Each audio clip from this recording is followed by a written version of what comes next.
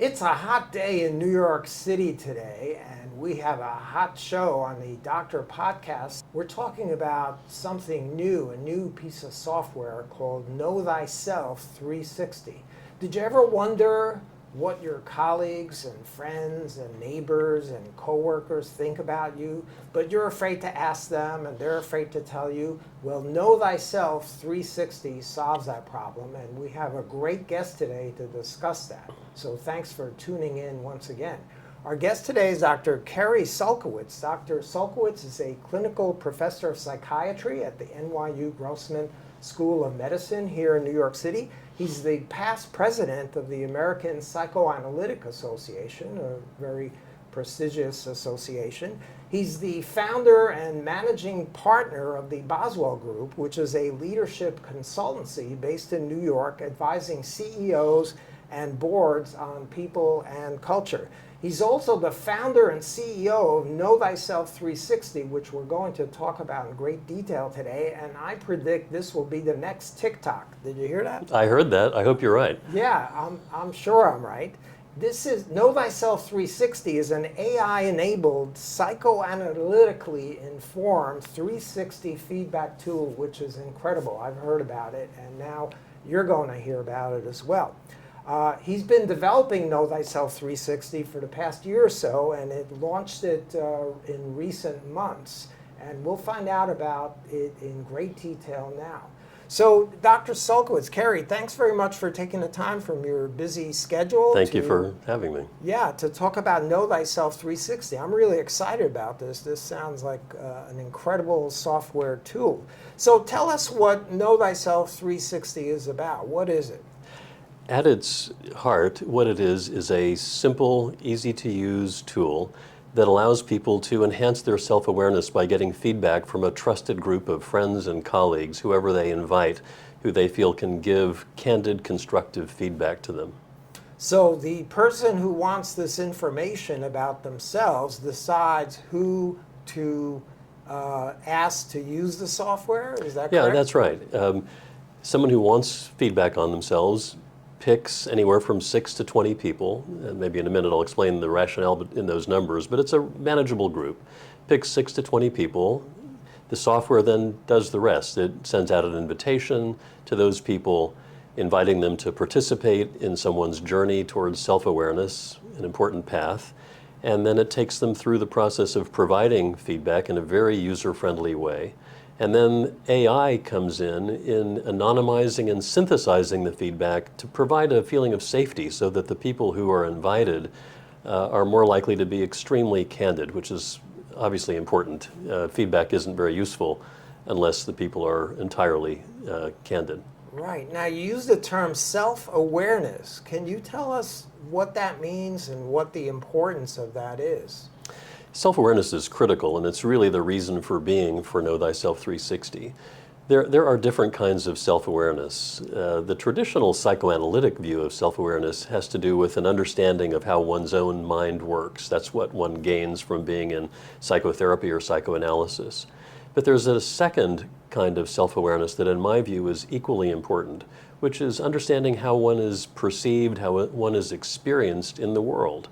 And if you think about it, what could be more empowering than that, to have some sense of how you come across in the world? Right. I'm always dying to know what people think about me, but I'm afraid to ask. Well, you shouldn't be so afraid. Right. Now I'm going to use Know Thyself 360, and I'll find out. You know, if I can add, Robert, that the well-known writer at Harvard, Arthur Brooks, who writes a lot about social psychology and other things, published a terrific piece in The Atlantic just a couple of months ago on the value of self-awareness and how important that is to happiness.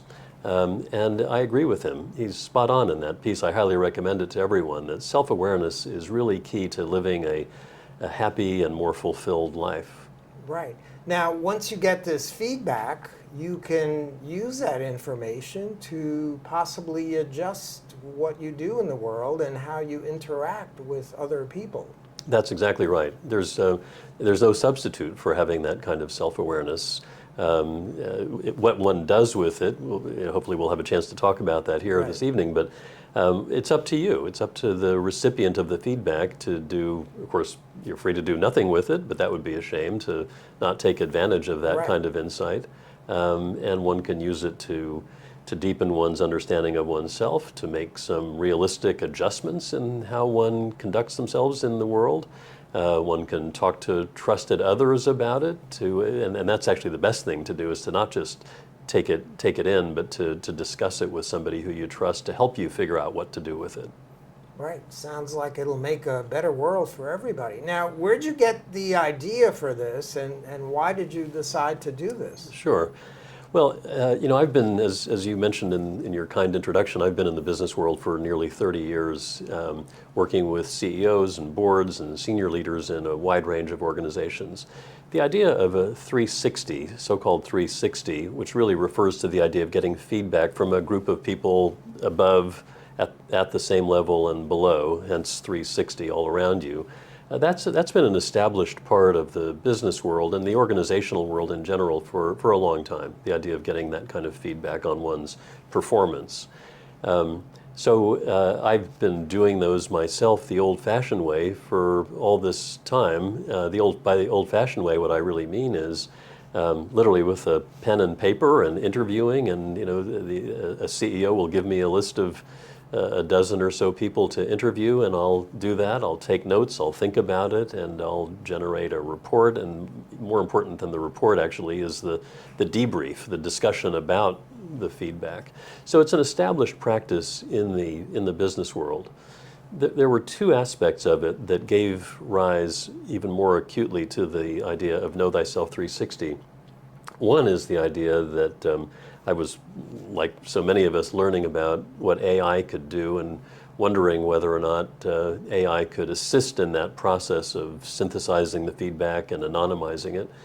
But the other thing is I really had this idea, and you can call me idealistic if you want, it would be appropriate probably, is to democratize feedback, 360 feedback. Why should that be limited to senior business executives who would pay a lot of money to have one of these done? How about feedback for everyone? That was really the enlivening idea. Right. That's why I think it's going to be like TikTok. Everybody's going to want to know what everybody else thinks about them, and so I think it'll be extremely popular. Now, does your background and experience in psychiatry and psychoanalysis help you create this? Absolutely, absolutely. It informs everything I do in my work, for starters. One, it helps me understand and appreciate the value of feedback. This is certainly not a substitute for any kind of therapy or coaching, but self-awareness is really the key to any kind of personal growth and change. That's one thing. The other thing, to get into a bit of the finer points of how this software works, is that a lot of the standardized 360 tools, I should mention that there are a lot of 360 tools that exist already in the business world primarily, that aren't the old-fashioned way of interviewing people that I was mentioning a moment ago. But they're attempts to gather feedback in a more systematic way. Unfortunately, in my experience, a lot of those instruments deliver, at the risk of sounding overly critical, what I think is kind of pseudoscience. They attempt to quantify aspects of human behavior that really don't lend themselves to being quantified. It'd be like if I said, Robert, and I'm not just joking with you here, but Right. if I said to you, listen, your ability as a podcast host is an 8.5 out of 10. That would be useless information. I'm going to walk out right now. Well, I mean, that would be like, that means that you're better than some guy with a 7.5, but other than that, it doesn't really tell you anything, I'm right? no Joe Rogan. I think you're better, by the way. Oh, all right. Yeah. But the point is that what really matters, if you were looking to get feedback on how you are as a podcast host, it's the qualitative descriptions of and the nuances of how you conduct these podcasts that really is useful, not some kind of numerical measure of that. It's the verbal, subjective descriptions of what you do that is most valuable, and that's what I'm trying to create with Know Thyself 360. The other thing that I've found, and goes back to your interesting question about whether or not my psychiatric and psychoanalytic background informs what I'm doing, Another way that it does that is that I found when I did 360s the old-fashioned way, that rather than asking 50 questions, I usually just ask two. Too. What does Robert do well? And then I just kind of shut up and listen. Right. And the same thing with the other question, which is, where's the room for improvement? And then again, if I just step back and listen, I kind of trust the unconscious process between us, or between between me and the person that I'm interviewing about you, to naturally gravitate to what's most important, what's most salient about you. And if I don't interfere too much and I create an atmosphere of safety for that person, they will get to the heart of the matter really quickly. And so it's that I've tried to replicate with Know Thyself 360. So that's where your psychoanalysis skills come into play, and you've incorporated that into Know Thyself 360. It comes in handy, and it's really kind of Right. marrying a psychoanalytic interviewing approach with some of the wonders of AI. Right, so that's different than just an average performance review or personality assessment using some of the tools that psychiatrists and psychoanalysts have. Yeah, well, there's an important distinction between a performance review, what we're doing with Know Thyself 360, and personality assessments. It's important maybe for your listeners to understand the difference. What we're talking about here is a bit closer to a performance review, but it's more than performance. Performance being hugely important, and if that's what's most important to those who are being interviewed about you, then that's what they'll talk about. But it's also about your interpersonal interactions, your relationships, how you come across in the world, for better or worse.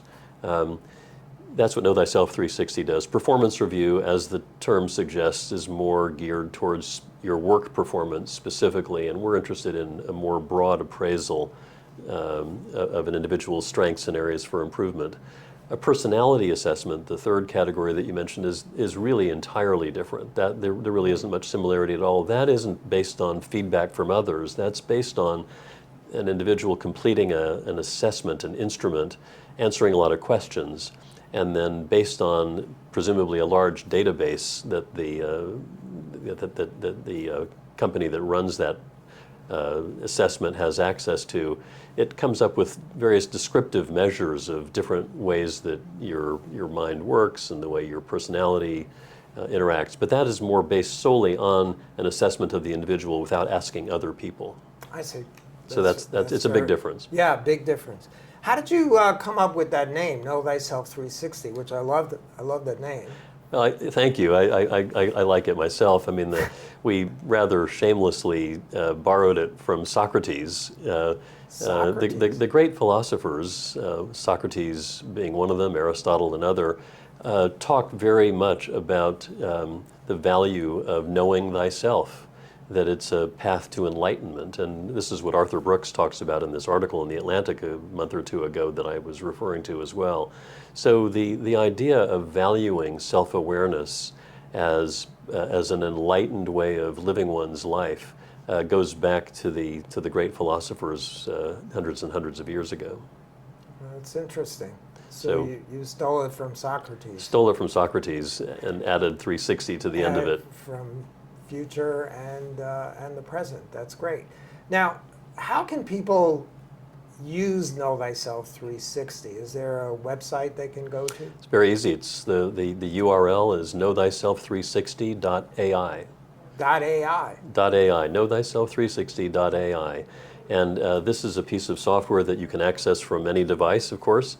It's optimized for the phone, for the mobile device, and the iPhone in particular, but any mobile device or laptop, just go there and we've designed it in a way that I hope is really fun and user-friendly and non-threatening, because there is something that is perhaps inherently a little threatening about finding out what other people think of you. So we wanted the user experience to be engaging and to take into account the range of possible feelings about getting 360 feedback. On one end of the spectrum, there are people who can't get enough feedback and see it as a gift, which is frankly how I see it. That, Right. that feedback is empowering and it's really a gift to get this, and so they take to it like a fish to water. That's one end of the spectrum. The other end of the spectrum is people who, that's the last thing I want to know is what people think of me, Right. or I'm afraid of it for whatever reason. Yeah. And then people in between who have various concerns about things like, and they're legitimate concerns. What will I do with this feedback? What if the feedback tells me that I should be a foot taller? I can't do that. So Right. so how will I know that the feedback is actionable? And in fact, some feedback is harder to take action on, and some is actually rather easy to make a small tweak that can make a world of difference. So we try to upfront ask people why they're motivated to seek feedback, what their concerns are, if any, and then we try to walk them gently but clearly into the process and give them instructions on how to pick a group of people who they feel will be honest, will be forthright and constructive. This is not a free-for-all. It's only people that you trust and Right. that are specifically invited to give you feedback who will be part of the process. So you determine, or the person who's using this determines who gets to tell the information about them, basically. No, So that's you invite people you want. It's not just Yeah, random people. it's only by invitation. Sometimes it's useful, and in the corporate world, this is fairly standard practice. The individual who is about to get 360 feedback creates the initial list, and the best practice is for them to then to show that list to their boss or to somebody in human resources, or somebody that they trust, to take a look at the list, never to subtract anyone from it, but often to add a few names to it, particularly if as human nature sometimes leads one to do. If your initial list is a group of people who loves you, it's fine to include those people, but Right. you also want people who interact with you in a range of ways and who might have had some difficult experiences with you, or who are more prone to be constructively critical. Right. So if I go to knowthyself360.ai, I can enter names and email addresses of people that I'd like to invite. Yeah, that's the way it works, exactly. You go in, we ask that you pick anywhere from 6 to 20 people. The reason for those numbers, just to be clear, is that in our testing, we did a lot of testing before we launched it officially earlier this year in February. We found that to create this atmosphere of safety that's so important to giving people the comfort to get 360 feedback, that it was harder for the AI to effectively anonymize the feedback if there were fewer than 6 people contributing. And so we have to have a minimum of 6 people. 20 is frankly rather random, but people generally don't know more than 20 people that they're going to ask for Right. feedback anyway, and it's sort of diminishing returns after that. So 6 to 20 people. All you do is put in their names and email addresses, and the software pretty much does the rest. It generates a very nicely written email that will go out to the people that you would like to invite, or you can customize that email if you'd rather do it yourself. That's fine too. You have a choice. It sends out an email explaining the process, asking them to be as candid as possible, and it gives them 2 weeks to respond. They'll get a reminder after a week if they don't respond. And we really want to strive for 100% participation, because it just makes the feedback so much richer. And then after 2 weeks, as long as more than 6 have responded, the process is closed, and it literally takes the AI just moments to Right. generate a very readable, usually around a 2-page narrative report. No numbers, no charts, no graphs. It goes into, what does Robert do well? Where's the room for improvement? It summarizes a few points to concentrate on, and that's it. I've found in my experience doing it the old-fashioned way that if I try to give somebody too many points of feedback, I might as well give them 100. It just gets lost. Right. And if you can't boil it down to generally 2 or 3 really important points, particularly the constructive criticism part, then you kind of lose your audience. And so the AI does a good job of synthesizing it down to usually 2 or 3, maybe 4 points, but not more than that.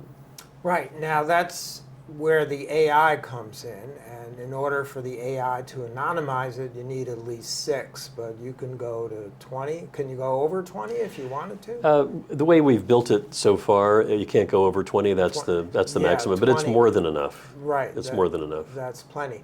Now, do you find your experience that most people first verbally ask the person, look, I'd like this anonymous assessment from you, so you're going to get an email message from knowthyself360.ai asking you to fill out this form, or do people just kind of send it and the recipient is surprised by it? We've been sort of studying that, the way different people use it. My recommendation is to do the first thing you said, which is to make it more personal. Right. First of all, you want to make it clear that you really want it, and to thank the people in advance for their willingness to participate. Right. And also, if you get a personal invitation like that, people are less likely to get this email and think that this must be spam, Right. even though it doesn't really Yeah. look like spam. But we've tried to personalize it as much as possible, and we encourage people to personalize it. Now, who comes up with the questions that are asked by this? There are only 2 questions. Just 2 questions? That's it. What does the individual do well, and where's the room for improvement? And then you get 1,000 words to answer each question. You can either type it, or really, I think to make this even more user-friendly, you can dictate it into your phone. You can speak it. And then once you can read it over before you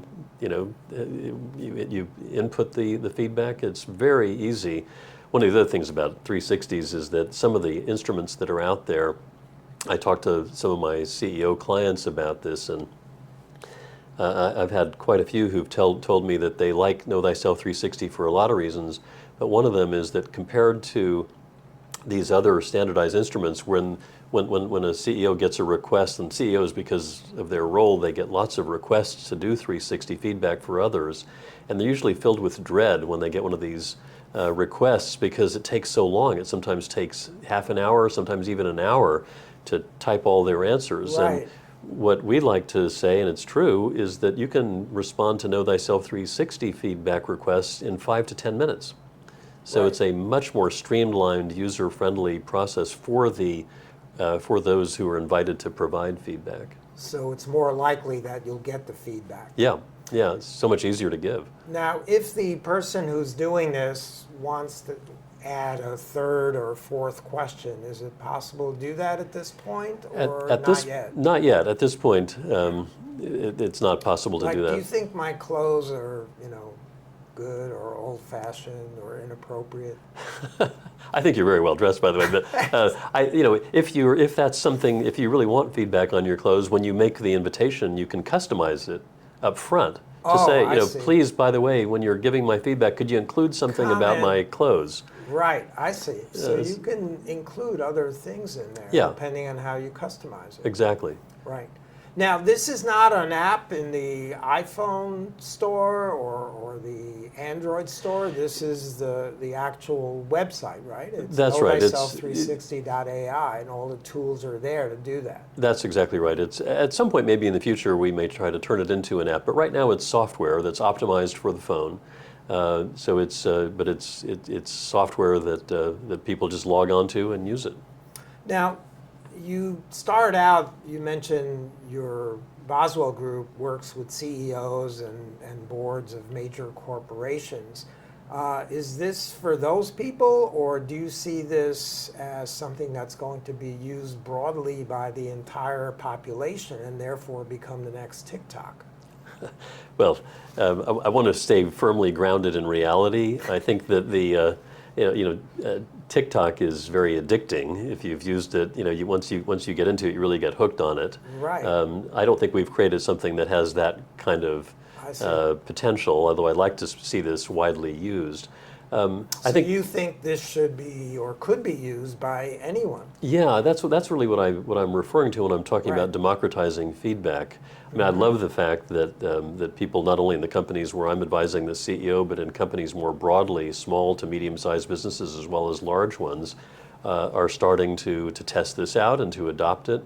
And the feedback that we've gotten from our corporate customers has been fantastic, actually. And some of this is on the LinkedIn. We have a LinkedIn page, which I would direct your listeners to. KnowThyself360.ai LinkedIn page. And we've got a lot of testimonials from corporate customers there.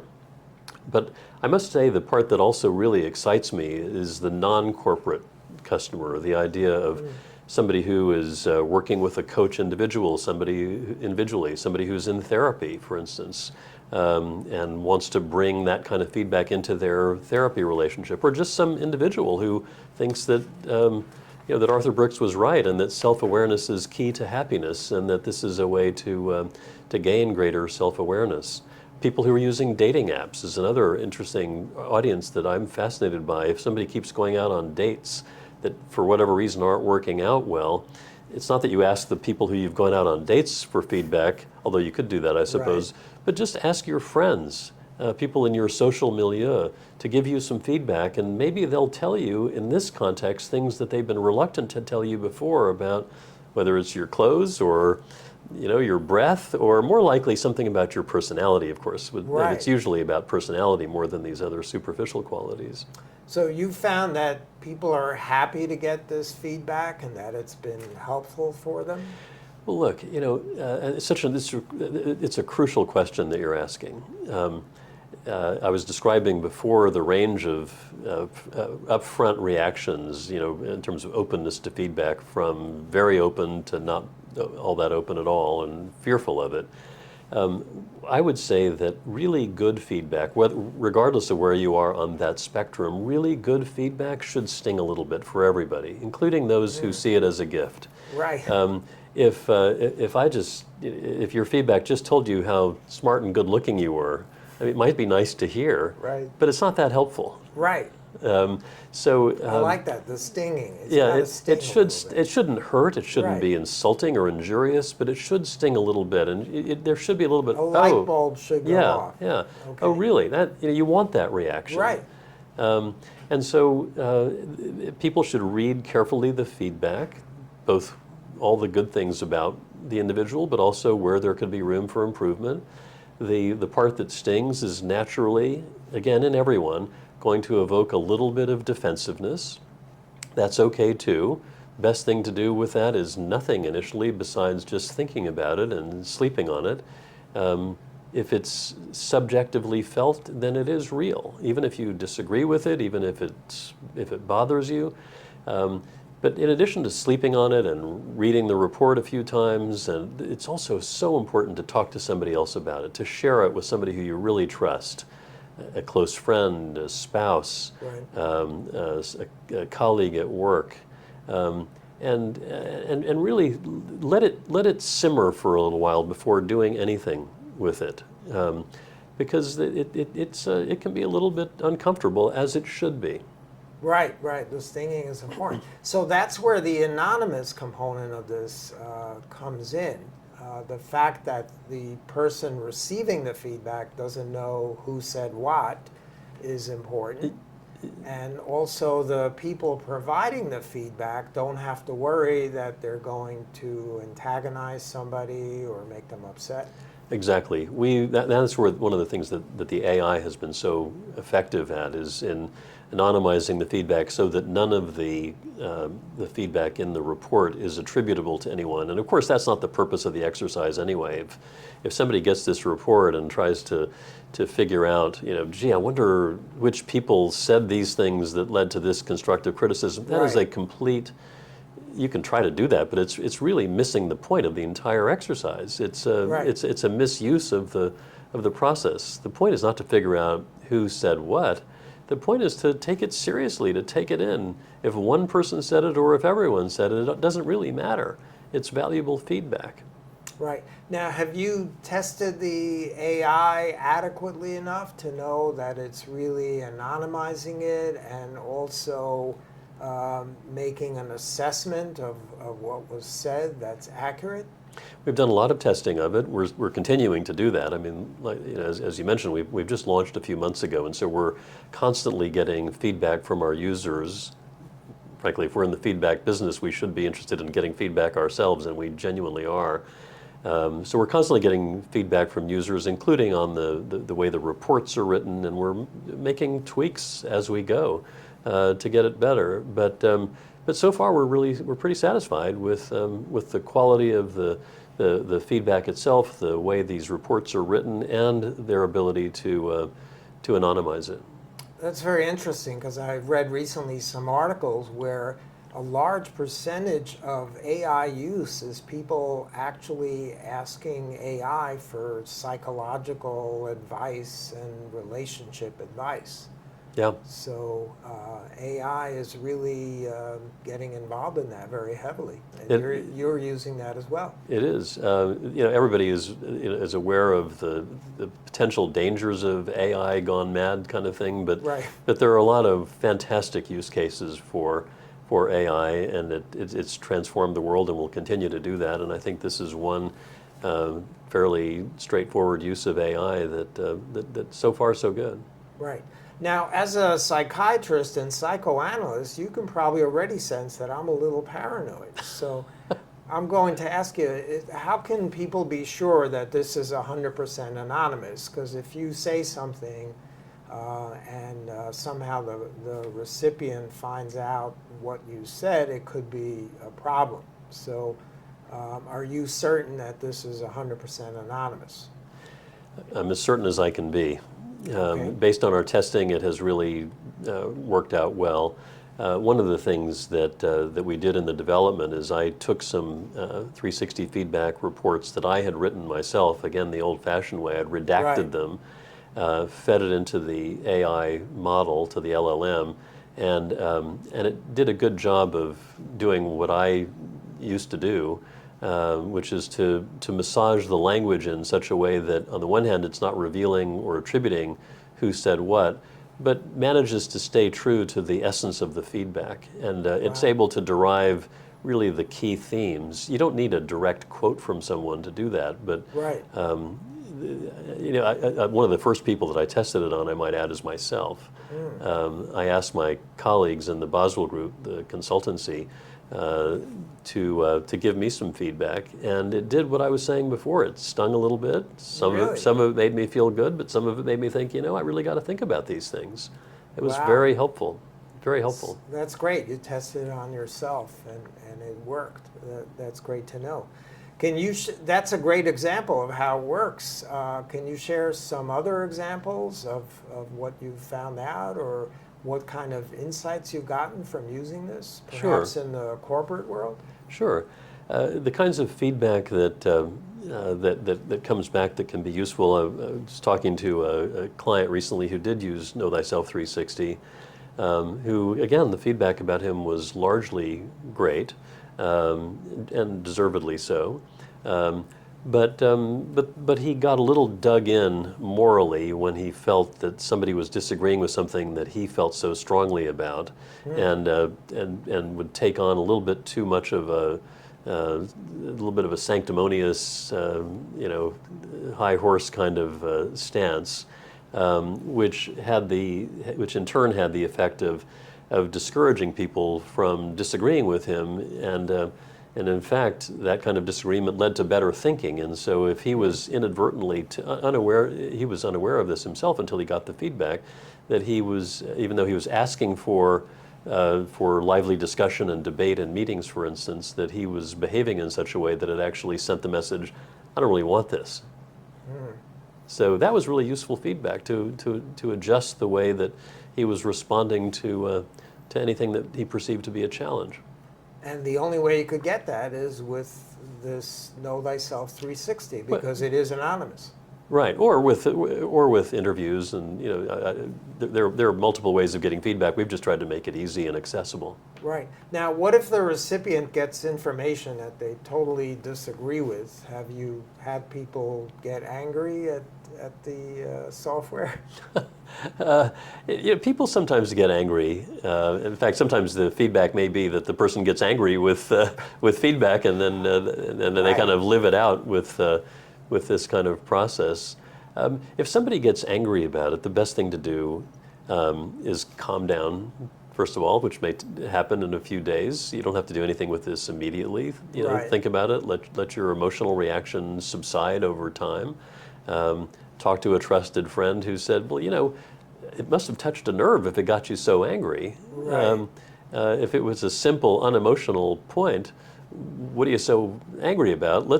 Maybe we should take this seriously. Maybe, if somebody feels this way about you, even if you don't see yourself that way, there may be something that you're doing that is happening largely outside of your awareness that it behooves you to at least recognize. Right, self-awareness comes Yeah. in again. So that's very important. What's your hope for this tool in the future and helping individuals grow individually and in teams as well? I'd like to see it adopted, of course, in a range of domains from the corporate world to the so-called self-improvement world, individuals looking to enhance their self-awareness. I think my idealistic hope is that over time, this kind of tool can affect the culture in a subtle but meaningful way by normalizing the idea of getting feedback. We live in a time, of course, of great polarization when it's hard for people to talk about, it's hard for people to hear feedback. It's so easy to just react defensively and angrily. Right. This is ultimately a very intimate kind of experience, asking trusted people to comment on you. And I think that if more people were open to genuine constructive feedback, not the kind of shaming free-for-all that exists in social media, Right. that maybe it can do a little bit of good in the world. Yeah, I think this is great because social media is now everybody's fighting and calling each other names and antagonizing people. This will neutralize that to a great degree. Well, I'd hope so. In social media, you have a free-for-all. Here, by still being anonymous, you can be anonymous on social media too, but you don't need anybody's permission to give them what you really think of them, and it's often nasty stuff. Here, it's only people you know. Right. And that ensures a kind of trusted environment. This is a constructive process rather than a destructive process. Right. Now, I mentioned several times you're a psychiatrist, psychoanalyst. How did you manage to create this software? Well, I had this idea while walking on the beach in Dorset, actually, in the UK, one day, and I've been reading a lot about AI, and it first got me thinking about whether or not AI could be used in this sort of way. But I knew nothing about software. I've worked with a number of startups, so superficially I'd been around the startup world. So you were a consultant to people who were creating startups? Yes, Right. yeah, I've done that for years. And in fact, I called some of the founders of startups that I knew when I first had this idea, and the name occurred to me on the first day, I think, Know Thyself. But clearly, on my own, I would have gotten nowhere fast. And so I initially hired a software engineer and a product designer. I got really lucky. Both of them have been absolutely spectacular. And in brainstorming with me and helping develop the initial prototype and getting it to the point last fall of actually testing it. We now have a team of 5. In addition to those 2, we've got a product designer, somebody helping me with the financial aspects of running a startup. And it's really been a great team that I have learned a ton from. What I really like about the process has been its iterative nature. And it kind of parallels the whole idea of feedback, because that's what we're all about, is getting feedback from people who are using the software and then trying to constantly improve it. Right. It's a brilliant idea. Now, is there an expense to use Know Thyself 360? There is. It's $60 per 360. Okay. And that's whether you pick 6 people or 20 people? That's right. That's right. So it's $60 for the entire 360 process from start to end, which is really inexpensive. I mean, to have someone do it the old-fashioned way privately often costs thousands. Wow. And a lot of the instruments that are out there are considerably more expensive. A lot of them are embedded in expensive suites of human resources software that big companies use, for instance. So as a standalone tool, we're not cheap, but we're not. I don't think we're expensive either. $60 is a reasonably affordable amount, and we're also giving discounts to groups that use it in larger corporations.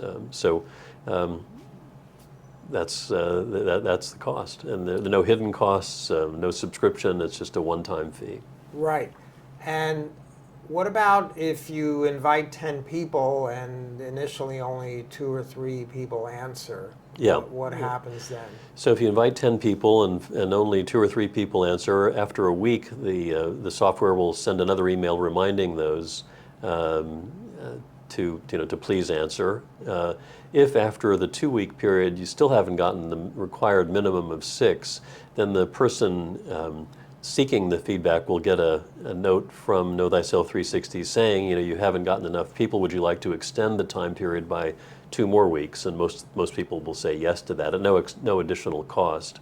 Okay. And usually by the end of the additional 2 weeks, they will have gotten, they'll have a chance to have made a personal request again to kind of urge people to complete it, and by that time most people have responded. And I think it's really important to try to get 100% participation. Right. Yeah, especially since you pick the people, so you value what they're going to say about you. That's right. That's right. I'm just curious how AI would handle, let's say you invite 15 people and they all rave about you and make great comments and so on, and then one person says, oh, this guy's a real jerk and he's doing this wrong and that wrong. How does AI handle that when 14 people say you're the best and one person says you're a jerk? It's a good question. There are a couple of possibilities that might account for that first before I don't know how AI would handle it, but probably it would find a way to change the language of the one guy's comment saying you're a jerk to disguise the language, but still find a way to incorporate it in the feedback. So AI can do that. AI can do that, but I think what might have happened in a circumstance like this hypothetical situation that you're asking about is that the person probably didn't invite a good enough cross section of people in the first place to respond. Because if one person thinks you're a jerk, my guess is that others do too, and either the other 14 didn't feel comfortable saying that, or you've picked your 14-member fan club and one person who might be a little bit more objective. Right. What if it's a CEO of a company and they get 1 or 2 bad responses? It's in the report they get. Are they, during lunch the next day, going to question everybody? Who wrote that bad review of me? Does that happen? Well, in our instructions to recipients about what to do with it, we make it very clear that that is exactly not what to do, right? Okay. That defeats the purpose. And if you think about it as a leader, if the people that work for you feel like you're on a witch hunt to find out who made those 2 negative comments, then what effect will that have in terms of your leadership? It will have a chilling effect. It will basically say that you don't want to hear the bad news, about yourself or about other things too. It'll really shut down communication.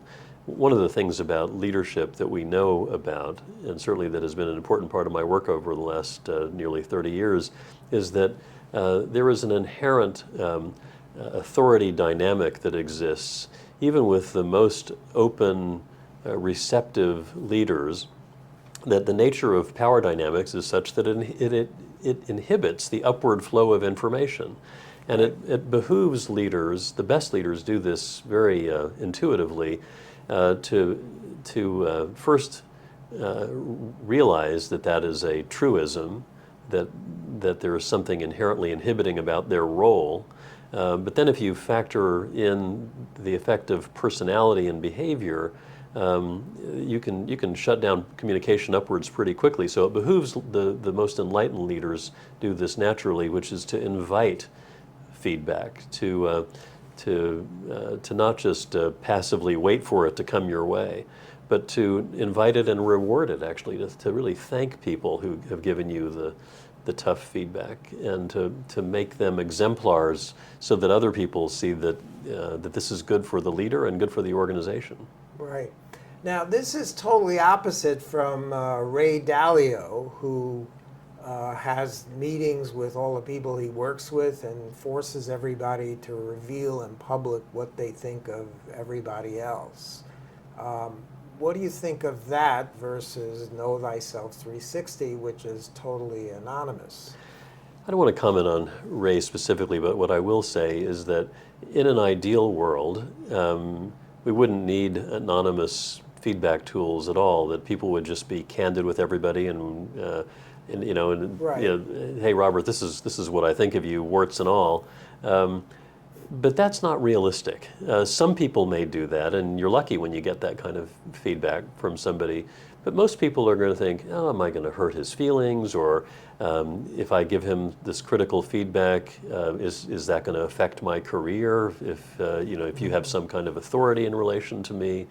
So in the real world that we live in, as opposed to the ideal world that we might wish for, it's not so easy for people to give candid, constructive feedback. It's much easier to, again, talk about how wonderful you are. Right. So I think the purpose of anonymization of feedback helps adapt to a real world in which we want to make it as easy as possible. And more honest. And more honest, yeah. Right. Honest feedback. Well, I'm sure everybody out there is going to rush to the website, knowthyself360.ai, because that's what I'm doing right after the show. And I'm going to invite you to tell me about me. I will look forward to that invitation. All right, sounds great. Thanks for taking the time to join us today on the Doctor Podcast, Psych File Show. We really appreciate the time, and I think this will be huge. Thank you so much for inviting me to talk about this. Thanks.